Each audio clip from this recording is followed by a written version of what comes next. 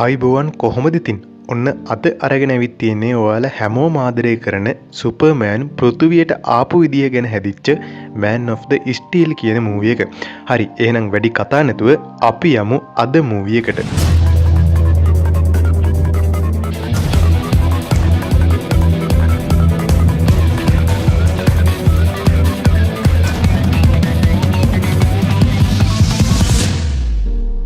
හරි, ඉතින් මේ මූවි එක පටන් ගන්නේ ක්‍රිම්ටන් කියලා විනාශ වීගෙන යන ග්‍රහලෝකයක ජීවත් වෙන කාන්තාවකට දරුවෙක් ඉපදෙන දර්ශනයකින්.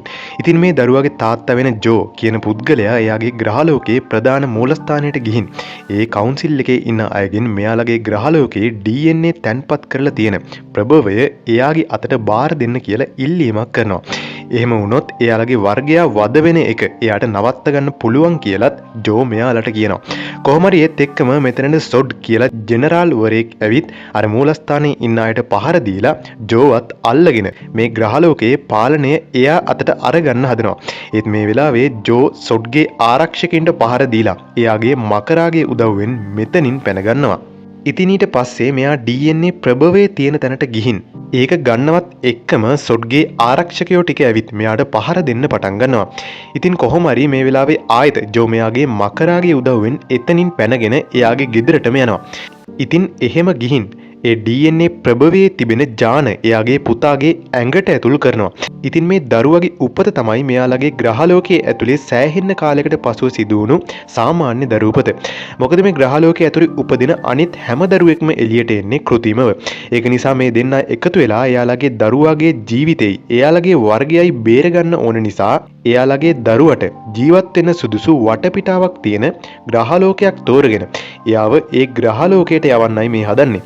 ඉතින් මෙයාලා මේ තෝරගෙන තියෙන ග්‍රහලෝකයේ තමයි පෘථිවිය. කොහොම හරි මේත් එක්කම ආයෙත් ජෙනරල් සොඩ් මෙතනට ඇවිත් ජෝගෙන් අර DNA ප්‍රභවය ඉල්ලනවා. ඉතින් මේ වෙද්දිත් එයා ඒ DNA ප්‍රභවය යතුරක් විදියට පරිවර්තනය කරලා එයාගේ පුතා කැල්ගේ යානේ ඇතුළට දාලායි තියෙන්නේ.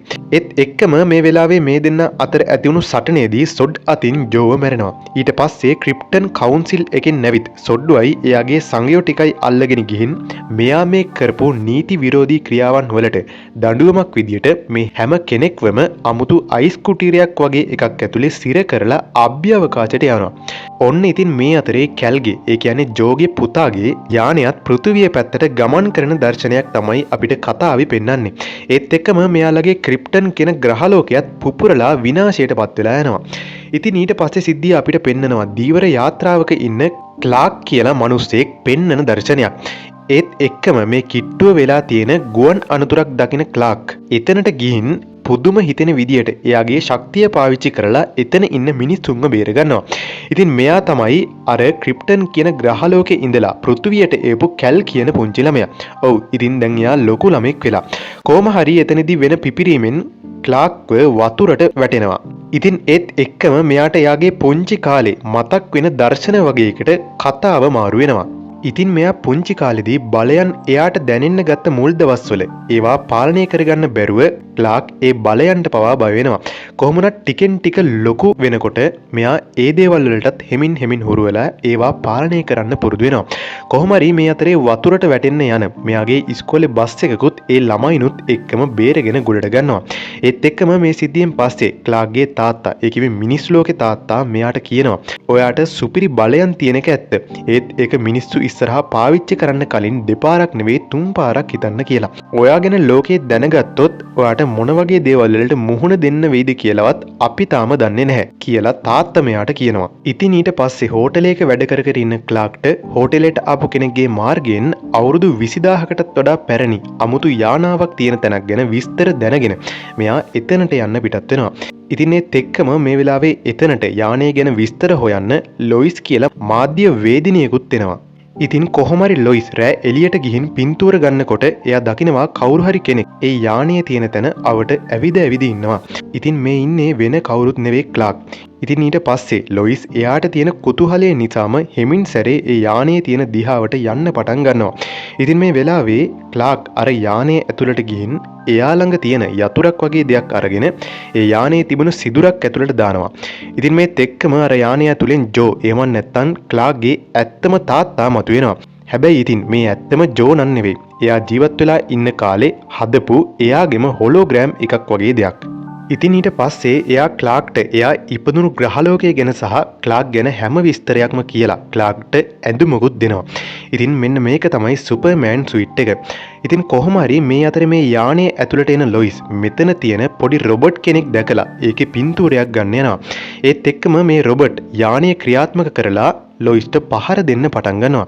ඉතින් මේ තෙක්කම ඒ සද්ද ඇහිලා මේ පැත්තට එන ක්ලාක් අර රොබොට්ව අල්ලලා පොඩි කරලා දාලා ලොයිස්ව බේරගෙන එළියට අරන් ගිහින් අර යානයත් පණ ගන්නවගෙන එතනින් පිට වෙලා යනවා. ඉතින් ඊට පස්සේ ලොයිස් එයාගේ ආයතනයේ ප්‍රධානියා ළඟට ගිහින් කියනවා එයා අමුතු බලයක් තියෙන මිනිස්සෙක් ගැන ලියපු ලිපියක් තියෙනවා. ඒක පළ කරන්න අවසර දෙන්න කියලා. ඉතින් මේ වෙලාවේ ලොයිස්ට ඒකට අවසර නම් ලැබුණේ නැහැ. ඉතින් අන්න ඒක නිසා එයාගේ යාළුවෙක්ගේ වෙබ්සයිට් එකකට මේක අප්ලෝඩ් කරන්න තීරණය කරනවා. ඉතින් ලොයිස්ට ඇත්තටම ක්ලාක් කියන්නේ කවුද කියලා එයාගෙන්ම දැනගන්නයි ඕනේ.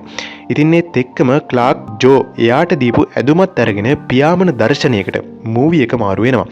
ඉතින් කොහොම හරි ඊට පස්සේ ලොයිස් ක්ලාක් ගැන ලැබුණු පොඩි විස්තර වලින් එයාව හොයාගෙන එයාගේ ගෙදරටම යනවා. ඉතින් කොහොම හරි මේ වෙද්දී ක්ලාක්ගේ තාත්තත් මිය ගිහිල්ලයි තියෙන්නේ. ඒත් එක්කම මෙතනට එන ක්ලාක් ලොයිස්ගෙන් අහනවා ඇයි ඔයා මගේ පස්සෙන් එන්නේ කියලා. මේ වෙලාවේ ලොයිස් අහනවා ඇයි ඔයා ඔයාට තියෙන මේ බලයන් ගැන ලෝකෙන් හංගන්නේ කියලා. ඉතින් මේ වෙලාවේ ක්ලාක් කියනවා දවසක් මමයි මගේ අම්මයි තාත්තයි ගෙදර බල්ලයි ගමනක් යන ගමන් හිටියේ. මේ වෙලාවේ එකපාරටම ආපු කුණාටුවක් නිසා අපි තුන්දෙනා කාර් එකෙන් බැහැලා දිව්වත් අපේ බල්ලව එළියට ගන්න අමතක වුණා. ඉතින් ඊට පස්සේ මගේ තාත්තා බල්ලව බේරගන්න ගිය වෙලාවේ එයාගේ කකුල තුවාල වුණ නිසා එයාට දුවා ගන්න බැරුව එයාව කුණාටුවට අහු වුණා. හැබැයි තාත්තට සීරීමක්වත් වෙන්න නොදී මට එයාවයි බල්ලවයි දෙන්නම බේරගන්නත් තිබුණා. ඒ තාත්තා මට මිනිස්සු ඉස්සරහා බලය පාවිච්චි කරන එක තහනම් කරලා තිබුණ නිසා එයා මැරෙන දිහා බලන් ඉන්න උනා. ඉතින් එදා එයාගේ ජීවිතේ පරදුවට තිබ්බේ මගේ ශක්තිය ලෝකෙන් වසන් කරන්න. මට එදා එයා කරපු කැපකිරීම කොයිම වෙලාවකවත් අහක දාන්න බෑ කියලා. ඉතින් ඊට පස්සේ අපිට පෙන්නනවා ක්ලාක් එයාගේ ගෙදරට එන දර්ශනයක්. ඒ කිව්වේ පෘථිවියේ තියෙන එයාගේ ගෙදර. ඉතින් ඊට පස්සේ ක්ලාක් ගෙදරට ඇවිත් එයාගේ අම්මට කියනවා මං කවුද කියලා මම අද හොයාගත්තා. ඒ වගේම මම ආපු තැන මගේ ඇත්තම අම්මයි තාත්තයි ජීවත් වෙලා තියෙන්නේ එහෙ තමයි කියලා මම දන්නවාද. ඔන්න ඉතින් මේ වෙලාවේ ක්ලාක්ගේ අම්මා අහනවා ඇත්තටම ඒකනම් හොඳයි. ඒත් දැන් ඉතින් ඔයා මාව දාලා ඒ ලෝකෙට යනවද කියලා. ඒත් ක්ලාක් කියනවා මම කවදාවත් ඔයාව දාලා යන්නේ නැහැ අම්මේ. මම හැමදාමත් ඔයත් එක්කයි ඉන්නේ කියලා. ඔන්න ඉතින් ඒත් එක්කම පෘථුවියට ලංවමින් තියෙන අභ්‍යවකාශ යානයක පින්තූරයක් සහ විස්තර වගේක් පෘථිවි වාසීන්ට දැක ගන්න ලැබෙනවා. ඉතින් මේ වෙලාවේ පෘථිවියේ තිබෙන හැම ටීවී එකකම අමුතු වීඩියෝ එකක් ප්ලේ වෙන්න පටන් ගන්නවා. මේකේ කතා කරන කෙනා කියනවා මම තමයි ජෙනරල් සොඩ්. අපේ ග්‍රහලෝකයට අයිති කෙනෙක් පෘථිවියේ ඉන්නවා. කරුණා කරලා අපිට යාව බාර දෙන්න. එහෙම නැති වුණොත් පෘථිවිය කියන ලෝකය විනාශ කරලා දානවා කියලා. ඉතින් මෙයාලා මේ ඉල්ලන්නේ ක්ලාක්ව. කොහොම හරි මේක දකින ක්ලාක් එයා නිසා පෘථිවියට අනතුරක් වෙන්න ඕනේ නෑ කියලා හිතලා හමුදාවට ගිහින් බාර වෙලා කියනවා මගෙන් ඔයාලට කිසිම කරදරයක් නැහැ. මාව එයාලට බාර දීලා ඔයාලා ඔයාලගේ ග්‍රහලෝකයේ ඒ කිව්වේ පෘථිවිය බේර ගන්න කියලා. කොහොම හරි ග්‍රහලෝකයේ විනාශ වුණාට එයාලට දීපු දඩුවම නිසා අභ්‍යවකාශයේ හිටපු සොඩ් සහ එයාගේ සංගයෝ ටික විනාශ වෙලා නැහැ. ඉතින් ඊට පස්සේ මෙතනට එන සොඩ් මෙයාලට කියනවා ලොයිස්වත් ඕනේ කියලා. කොහොම හරි මේ වෙලාවේ අනිත් අය අකමැති වුණත් ලොයිස් එයාගේ කැමැත්තෙන්ම මෙයාලට බාර වෙලා එයාලගේ යානය ඇතුළට යනවා. මේ වෙලාවේ ලොයිස්ව කාමරයක හිර කරලා දාලා ක්ලාක් ළඟට එන සොඩ් කියනවා කරුණා කරලා මට ඔයා ළඟ තියෙන DNA කොඩෙක්ස් එක දෙන්න. මට ඒක පාවිච්චි කරලා විනාශ වුණු ක්‍රිම්ටොන් එක ආයෙත් පෘථිවිය තුල ගොඩනගන්න පුළුවන් කියලා. ඒත් ක්ලාක් කියනවා මං එහෙම දෙයක් ගැන නම් දන්නේ නැහැ. ඒ වගේම පෘථිවිය විනාශ කරලා ක්‍රිම්ටන් එක හදන වැඩේට නම් මම කොහෙත්ම කැමති නෑ කියලා. ඔන්න ඉතින් මේ අතරේ අර කොටිය ඇතුලේ හිර වෙලා ඉන්න ලොයිස් ක්ලාක් එයාට දීපු අර අමුතු යතුර වගේ දේ ඒ කාමරය ඇතුලේ තියෙන සිදුරක් ළඟට කිට්ටු කරනවා. ඒත් එක්කම කලින් වගේම ජෝගේ හොලෝග්‍රෑම් එක එළියට ඇවිත් ක්ලාක් ගැන සහ සොඩ්ඩ විනාශ කරන ක්‍රමය ගැන හැම විස්තරයක්ම ලොයිස්ට කියලා එයාට මේ යානේ ඉන්න ආරක්ෂකයින්ට පහර දීලා ආයෙත් පෘථිවියට යන්න උදව් කරනවා.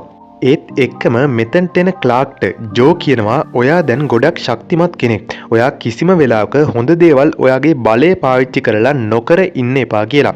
ඉතින් ඊට පස්සේ ක්ලාක් ඒ යානයෙන් එළියට ගිහින් බිමට වැටෙන ගමන් තිබුණු අභ්‍යවකාශ කුටීරයේ හිටපු ලොයිස්ව බේරගන්නවත් එක්කම ක්ලාක්ගේ ගෙදරට සොඩ්ගේ යානයක් එන දර්ශනයකට කතාව මාරු වෙනවා. ඉතින් මේ වෙලාවේ සොඩ් ක්ලාක්ගේ අම්මගේ බෙල්ලෙන් අල්ලලා ක්ලාක්ව හොයාගත්ත යානය කොහෙද තියෙන්නේ කියලා එයාගෙන් අහනවා. ඉතින් ඒත් එක්කම මෙතනට එන ක්ලාක්ට හොඳටම තරහ ගිහින් තමුසේ කොහොමද මගේ අම්මට අත තියන්නේ කියලා සොඩ්ට පහර දෙන්න පටන් ගන්නවා. ඉතින් ඊට පස්සේ ක්ලාක් සොඩ්ට හොඳටම පහර දීලා මරන්න හදනකොටම සොඩ්ගේ යානය ඇවිත් එයාව බේරගෙන එතනින් අරගෙන යනවා. ඉතින් කොහොමරි මේ වෙලාවේ පෘථිවියේ වායුගෝලය ක්‍රිප්ටන් වාසීන්ට හිතකර නැහැ කියලා දැනගෙන සොඩ් පෘථිවියේ වායුගෝලය යන්ත්‍රයක් ආධාරයෙන් එයාලට හිතකර විදියට වෙනස් කරන්න පටන් ගන්නවා. හැබැයි මේ වායුගෝලය ඇතුලේ පෘථිවි වාසීන්ට නම් ජීවත් වෙන්න බෑ.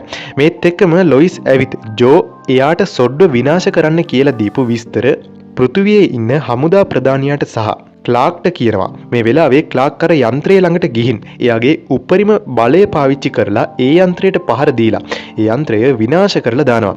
ඉතින් මේ අතරේ හමුදා ප්‍රධානියා ලොයිස් සහ එයාගේ ආරක්ෂකයන් ටික ගිහින් සොඩ්ගේ සංගයන්ව සහ එයාගේ යානයත් විනාශ කරලා දානවා. හැබැයි ඉතින් මේ සටන අතරතුර මේ වෙලාවේ මෙයාලගේ ගිය ප්ලේන් එකක් විනාශ වෙලා ඒක ඇතුලේ හිටපු ලොයිස් බිමට වැටෙන්න පටන් ගන්නවා. ඉතින් මේත් එක්කම ක්ලාක් ආයෙත් ඇවිත් ලොයිස්ව බේරගෙන බිමට අරන් එනවා. ඉතින් කොහොම හරි මේ ප්‍රහාරයෙන් බේරුණ සොඩ් මෙතනට ඇවිත් කියනවා තමුසේ මගේ ග්‍රහලෝකයට අයිති හැම දෙයක්ම විනාශ කරලා දැම්මා. දැන් මම තමුසේ ග්‍රහලෝකයටත් ඒ දේම කරනවා කියලා. ඉතින් ඊට පස්සේ සොඩ් සහ ක්ලාක් අතර දරුණු විදිහට සටනක් ඇති වෙනවා. මේ වෙලාවේ ක්ලාක් එයා දන්න හැම සෙල්ලමම දාලා සොඩ්ට පහර දෙන්න හැදුවත් සොඩ්ව නවත්තන එක නම් සෑහෙන්න අමාරු වැඩක්. ඉතින් මේ වෙලාවේ පෘථිවියේ ඉන්න මිනිස්සුන්ව බේර ගන්න ඕනේ නිසා ක්ලාක්ට අකමැත්තෙන් වුණත් සොඩ්ව මරලා දාන්න සිද්ධ වෙනවා. ඔන්න ඉතින් ඊට පස්සේ ක්ලාක් රැකියාවකට ලොයිස් වැඩ කරන ආයතනයට යන දර්ශනයකට මූවී එක මාරු වෙනවා. ඔන්න ඉතින් මේත් එක්කම ලොයිස් ඇවිත් ක්ලාක්ට කියනවා අලුත් ග්‍රහලෝකයට ඔයාව සාදරෙන් පිළිගන්නවා කියලා. ඉතින් මේත් එක්කම Man of the Steel 1 movie එක මෙතනින් ඉවර වෙලා යනවා. ඉතින් මේ සුපර්මෑන් මූවී සීරීස් පිළිගැස්මේ තවත් ලස්සන එපිසෝඩ් එකකින් අපි ඉක්මනටම මුණ ගැසෙමු. ජය වේවා.